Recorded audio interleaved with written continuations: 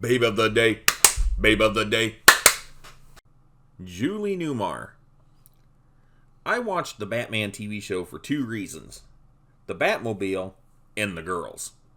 The show was filled with a lot of great looking girls, but the most famous one, hands down, is Julie Newmar as Catwoman. She was the first to play Catwoman in live action, and she left a more than memorable impression. Any actress who has played Catwoman takes at least a little inspiration from Julie Newmar, whether they want to admit it or not. Julie's take on Catwoman set the personality for the character forevermore. Many people may not realize it, but Julie had a career before and after Catwoman. However, I don't think it's out of line to say that this is her best known and most endearing role. Julie Newmar was born as Julia Newmar in Los Angeles. Her dad was a PE teacher and former professional football player. Her mom was a fashion designer and later became a real estate investor. Julie had two younger brothers, but she was the only one who really liked the spotlight.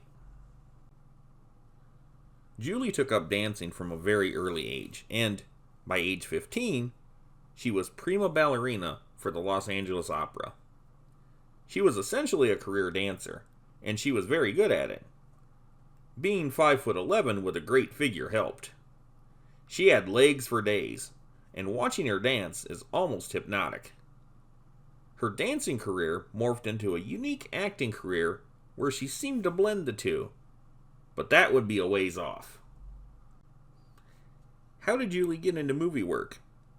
She was talented, no doubt about it, but there was certainly some luck involved. Julie was a hot young dancer already based in Los Angeles, the movie capital of the world. At that time, in the early 50s, musicals and dancing were still very big for movie audiences. When filmmakers were looking for attractive women dancers, Julie was extremely visible. She was definitely in the right place at the right time. At the age of 19, she was a choreographer and dancer for Universal Studios. Around the same time, she appeared in her first movie.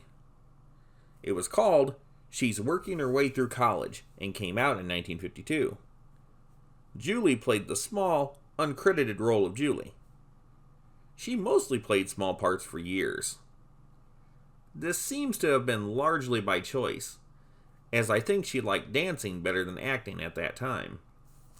Curious enough, though, if you watch her in roles from 1952 to 1959, you can tell Julie is getting more and more into the acting part of things. A lot of what she does is facial and physical expression. The speaking part of her acting would develop later. One of her better known, really early roles was as the dancer assassin in Slaves of Babylon from 1953. Also that year was her part as the Gilded Girl in Serpent of the Nile. For that part, her body was covered in gold paint. This was pretty sexy, and it came long before the Goldfinger movie used that gimmick in 1964. Credited as Julie Newmar, she got her first major role in 1954 playing Dorcas, one of the brides in Seven Brides for Seven Brothers. This MGM musical was a big hit, and Julie had a notable part, but it still didn't make her a major star. After 1954, Julie kinda gave up on movies for a while. She made her Broadway debut in 1955, playing Vera in the musical Silk Stockings. Julie wasn't the lead, and the musical folded by 1956. What came next turned out to be a major turning point for Julie, although it didn't seem like it at the time. The comic strip of Little Abner was turned into a Broadway musical in late 1956. Julie played the literally spellbinding character of Stupefyin Jones. Although this sexy lady only appeared for 3 minutes, she became one of the most legendary of all minor characters in musical history. Julie Newmar as Stupefyin Jones is remembered better than some of the major cast members of this production. It really proves the old saying, There are no small parts, only small actors. Stupefyin Jones couldn't be much smaller of a part, but you wait for it every time. Julie stayed with the Little Abner production for the entire run through 1958. In 1959, a film version of the musical was made, and she returned to play Stupefyin Jones. This is a majorly popular moment of the movie, and it has since become her most popular pre-Catwoman role. But it was really television that first got Julie noticed by the masses. She had done some movies, and in 1956 she had a regular part in a popular Broadway musical.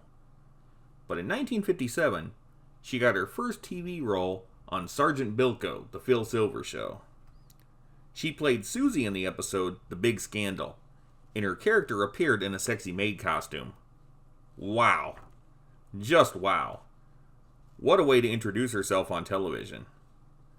Doing that, on an already popular show, guaranteed her future television work. Due to her height and sultry appearance, she generally played Amazonian-type temptresses. It really gave her a chance to start creating personalities for her characters in a way that she had never done before. Through the television medium, she started doing real acting, and she broke away from walk-on roles. From 1957 until her first real big break in 1964, Julie had become an in-demand character actress. In 1958, a few months after the Little Abner musical wrapped on Broadway, Julie got a major role in the successful musical The Marriage Go-Round. She played a Swedish sexpot named Katrin Sveg. Julie actually won a Tony Award for Best Featured Actress in a Play. While the Broadway musical was a smash success, the 1961 film version of it, in which Julie also appeared, was a flop, flop, flop. Why? The Marriage Go-Round was a sex comedy. Although that kind of show could fly on Broadway, movie audiences just weren't ready for that sort of thing yet. That would change quite a bit by the next year, but that's another story. 1959 was an eventful year. Besides her appearance in the popular Little Abner film, she was also given the female lead in a low-budget comedy movie called The Rookie. The movie was moderately successful, although not a super hit, but it did kickstart the career of game show host Peter Marshall. Julie was in this movie for oomph, of course, but it got her noticed for more TV work, which came quite frequently throughout the 1960s. She continued to work on the stage, but after 1965, her stage appearances became less frequent in favor of her on-screen career. In the fall of 1964, after a string of well-received performances in some successful and some not-so-successful projects, Julie was finally given her own TV sitcom. The powers that be wanted her to be the female lead of her own show pretty badly, and they finally made it happen with My Living Doll. To secure the success of the series, they co-starred her with movie and TV legend Bob Cummings. It sounds like this should have been a good pairing, and that the show should have been a huge hit, right? Well, it didn't play out that way. CBS had been looking for a vehicle for Julie Newmar for 2 years. Jack Shertoke, who had created the popular series My Favorite Martian in 1963, came up with yet another wacky sitcom. It aired exactly 10 days after Bewitched started, and almost a year before I Dream of Jeannie started. I mention these shows because this was apparently the era of sexy fantasy women sitcoms. However, out of these three, My Living Doll is the least known. The doll part of the series name is a misnomer, or, at the very least, not entirely accurate. She isn't a doll at all, but a robot. This was an interesting series, and it had the potential to be a great series, but it quickly fell apart. Bob Cummings played Dr. Bob McDonald, a psychiatrist. he had a scientist friend named Dr. Carl Miller who worked for the U.S. Air Force. Carl was being transferred to Pakistan, so he left behind his latest invention for Bob to take care of in his absence. The invention happened to be a robot that looked like a sexy human female. Although its official name was AF-709, she was given the human name of Rhoda. Bob is initially reluctant, but becomes interested in the idea of teaching Rhoda how to be human. Rhoda is not stupid by any means, but she is incredibly naive to human society. Misunderstandings ensue. As the series progressed, Rhoda started showing some emotions and other human-like qualities. Bob, keeping her robot identity a secret, told others that she was Carl's niece. The poor, beleaguered Bob usually got the worst of it when things went sideways. I'm a huge Bob Cummings fan, and he was still good in this show, but behind the scenes he was having some problems. There were substance abuse issues. This was, undoubtedly, one of the reasons he and Julie Newmar didn't click. His on-set behavior was erratic.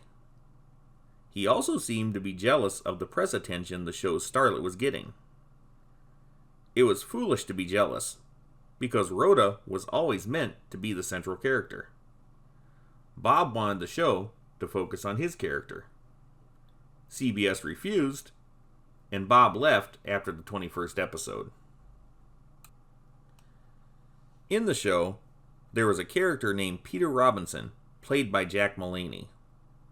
He was always meant to be just a supporting character. Peter was a lustful colleague and neighbor to Bob. From the very first episode, he decides Rhoda is his dream woman. Bob was written out of the show as having been transferred to Pakistan. Peter learns Rhoda's secret and becomes her new guardian and, consequently, the series' co-lead. The show ran for 5 more episodes in this form, but ended after number 26. Sadly, it was obvious the show was doomed when Bob Cummings left. It was too much of a shakeup. The character of Bob's sister, Doris, was dropped, and a new character, Mrs. Moffat, was brought in to fill the void. Plus, and not to be mean, it wasn't fair to put Jack Mullaney in that position.